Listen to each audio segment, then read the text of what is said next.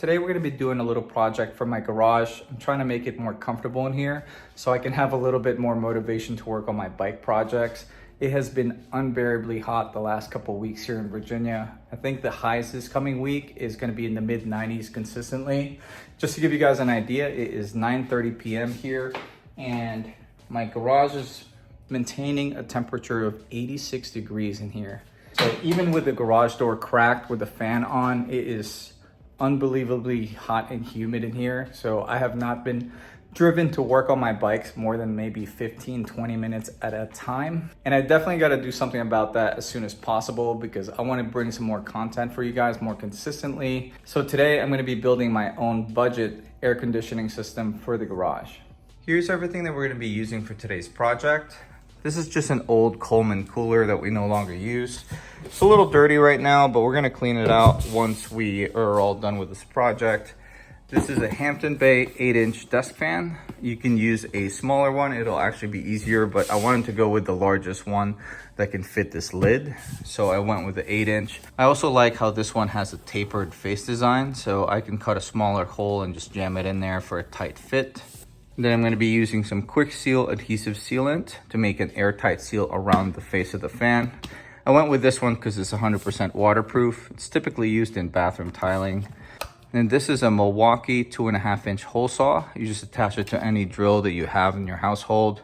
Set of drill bits, jigsaw for cutting out the hole on the top of the cooler. And I went with two 90-degree 2-inch inner diameter PVC piping. So the outside actually measures out to be about 2.4 inch. That's why I went with the 2.5-inch hole saw.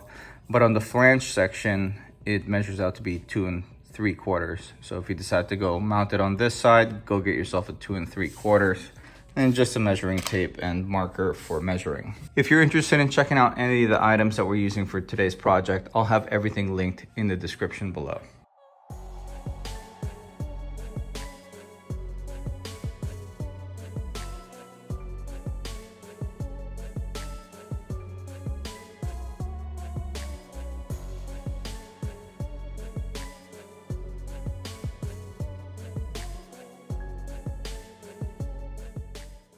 Removing the fan assembly from the stand was pretty straightforward. We just had to take the front cover off, which just involves taking out these 4 Phillips screws on the back.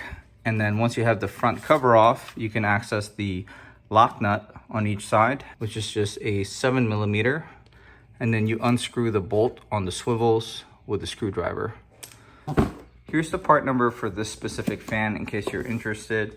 The back of the box actually has the exact dimensions, so feel free to pause this and screenshot if you need to.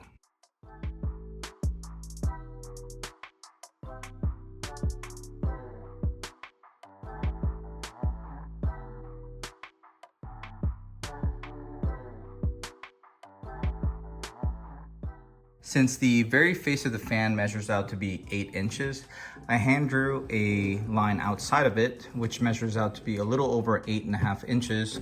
Since the face is tapered, I want it to have a very tight fit. So we're gonna get it to as close as possible to this lip. Then I just drew some dots on the outer corners, about 1.25 inches in from this line, which is what we're gonna use as a marker for the drill bit that's on the hole saw. Since my ultimate goal is to have the 90-degree fittings on the outside of the box, kind of like this.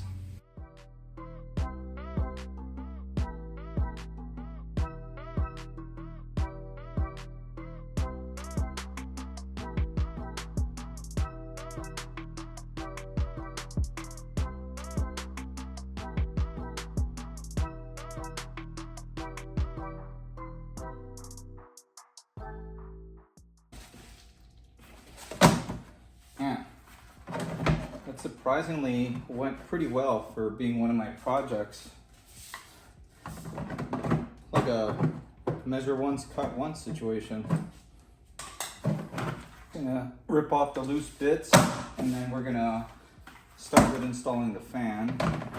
I cut a little bit larger than 8.5 inches and the fan sits pretty flush against the top. That's exactly where I want it.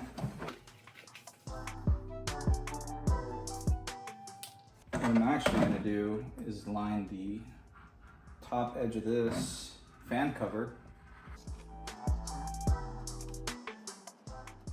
Be nice and generous with it.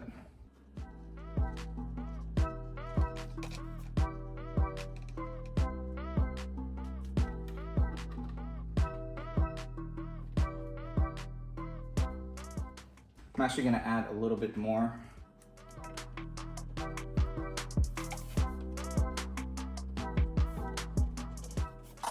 I want there to be a nice tight seal on this top. I want this fan to be working hard to force air in and through the vents.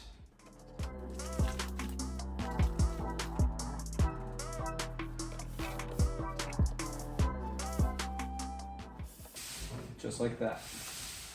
And the next thing we're going to work on are these fittings on the side. They fit a little bit loose, but unfortunately there's no in-between sizes. I could have hollowed it out just enough to make sure that this pipe fits really tightly. But unfortunately, Home Depot did not have any of those in stock, so I just went with what I could get.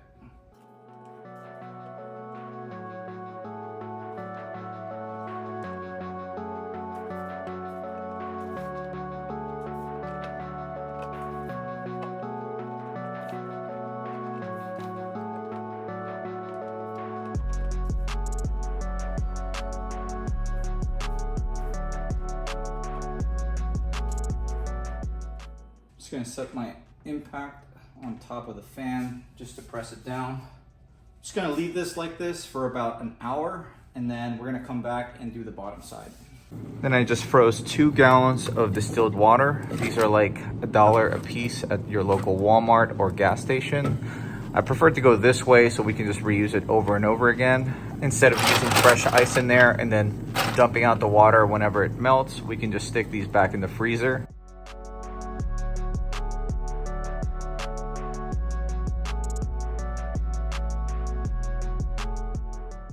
Now that it's all sealed top and bottom, we're gonna let this cure for another 2 hours, and then we're gonna give it a test run. I'm gonna up the ante up a little bit. I'm just gonna put a whole tray of ice in there.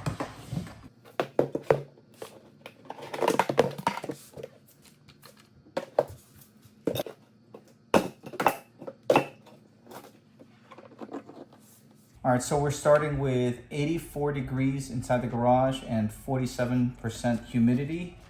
I'm gonna turn the fan on number 3, and I'm just gonna let it roll for 5 hours and see how cold we can get it in the garage.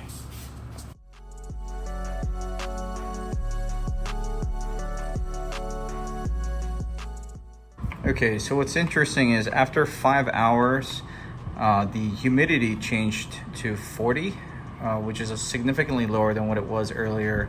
We were able to get the room temperature down to 79 degrees, which might not seem very impressive, but 79 is certainly a lot more comfortable than 84 degrees. I took out the jugs out of the cooler and they are completely melted at this point. And there's still a little bit of ice in there, but it's mostly water. I put a giant chunk in there earlier. So there's still a little bit of leftover ice. So I can see how this could function for maybe 5 or 6 hours, depending on how hot it is outside. Just to give you guys an idea how strong the breeze actually is, I have the fan set to number 3, and after it pumps into the cooler and out the PVC piping, 3 feet away. So you could feel the breeze a decent amount, maybe to about 4 feet away. But what I really like about this design is I can stick a flexible hose onto the PVC piping and actually route it to the top of my tent so I can get a cool breeze in my tent when I'm camping. Speaking of which, I'm actually gonna test out how much this draws on the Jackery solar bank. All right, for testing purposes, this is a Jackery Explorer 240 with 54% charge.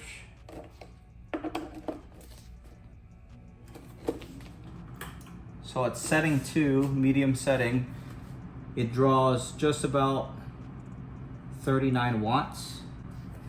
And on the maximum setting, it doesn't draw that much more. It's about 45, 46 watts continuous. So I could probably run this combo and have AC at my campsite for about 5 or 6 hours. So we have officially made a portable air conditioner, or I believe a lot of people refer to this design as a swamp cooler. It's not the most efficient thing in the world. Obviously, it's not a real AC unit, but it is a quick, cheap, and easy way to cool down a small room, like my garage, just so it's bearable to work in. I can work with 79 degrees.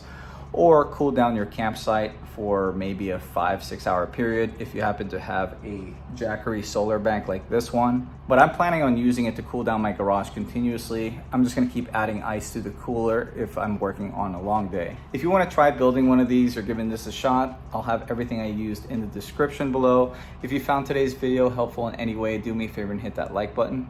If you like this kind of content, wanna keep up with some of my projects, consider subscribing to this channel. But this is going to be it for today. Thank you for watching.